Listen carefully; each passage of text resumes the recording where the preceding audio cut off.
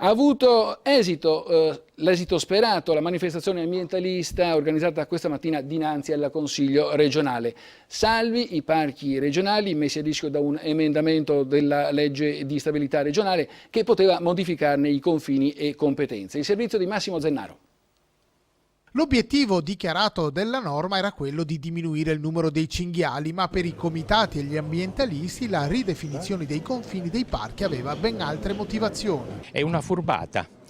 In sostanza si teme, riteniamo, il dibattito sulla funzione dei parchi e si ricorre a questi stratagemmi per infilare qualcosa che possa rovinare completamente il sistema dei parchi. In Consiglio anche la protesta di molti sindaci che non accettano di essere stati scavalcati, mentre in aula la discussione procede. Attorno alle 12 il colpo di scena. La proposta che abbiamo presentato prevede praticamente di sostituire l'articolo già depositato e bensì demanda alla Giunta regionale entro e non oltre 90 giorni di proporre al Consiglio regionale una modifica della stessa d'intesa con il Parco Colli e di comuni interessati. Accantonato l'emendamento presentato da Sergio Perlato che però non molla.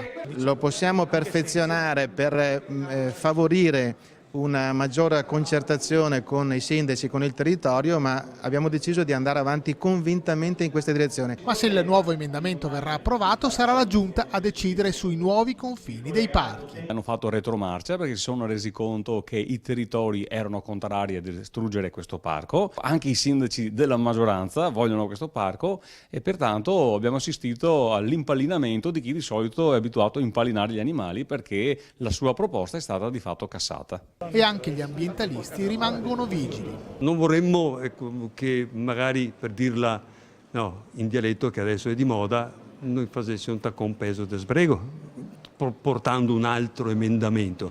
La cosa più seria è eliminare l'emendamento e discutere delle proposte di legge specifiche che riguardano i parchi e i cinghiali. Il tema appassiona l'utilizzo del territorio, la protezione dell'ambiente, scelte che potrebbero ridisegnare l'assetto del Veneto.